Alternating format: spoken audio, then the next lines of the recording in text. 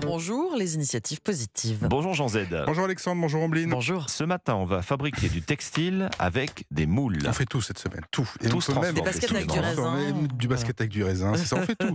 Alors vous ne mangerez plus d'ailleurs des moules frites de la même manière après cette chronique, évidemment, pour en dénicher en tout cas cette innovation qui n'en est pas vraiment une, vous allez l'entendre. On part évidemment en Bretagne, dans l'atelier de la société Bisco en Ille-et-Vilaine.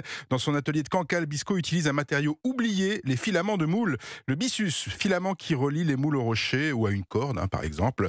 D'où l'expression la moule accrochée à son rocher. Voilà, c'est ça. C'est lui. Un matériau noble, tombé dans l'oubli, qui était surnommé la soie marine. Il est non seulement naturel, bon ça c'est bien, mais il est aussi résistant, inifugé, écologique. Et grâce à lui, Bisco fabrique des isolants thermiques et des absorbants acoustiques. Des performances qui intéressent notamment les secteurs de la mobilité et du bâtiment. Et également l'industrie textile. Oui, c'est d'ailleurs un matériau qu'on retrouve dès l'Antiquité. On en trouve aussi une trace comme vêtement dans Jules Verne, un roman de Jules Verne, 20 milieux sous les mers.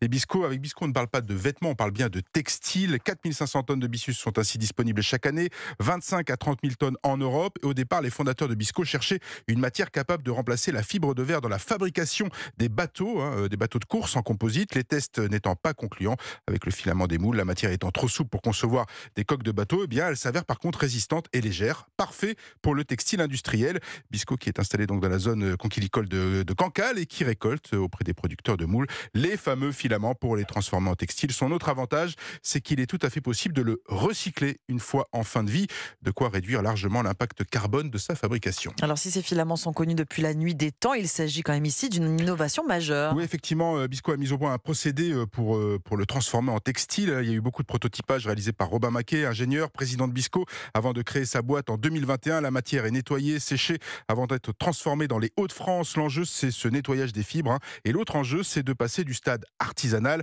à un processus industriel. Objectif, rester compétitif sans faire exploser les coûts et atteindre une viabilité économique. Et au bout de la chaîne, on a bien du textile non tissé, brut, un peu moche, il faut quand même le dire, capable d'intéresser les industriels dans des secteurs aussi variés que les transports, le bâtiment, l'isolation des camping-cars, les rames de train ou encore les bateaux. D'autres procédés sont cette fois en cours de recherche avec la transformation de la fibre en fil cette fois, et ce sera bien pour fabriquer un jour des vêtements. Merci. De rien. Merci Bonne Jean Z, journée. les initiatives Je vous ai positives. séché là. Non mais j'ai À bien demain. senti. Je vous ai séché avec mon histoire là. On aura des baskets avec du raisin et des habits avec des filaments de moule. Moi, je vais vous Formidable. rhabiller. Moi, je vais vous C'est rhabiller. ça. À demain Jean À demain. sur Europe 1.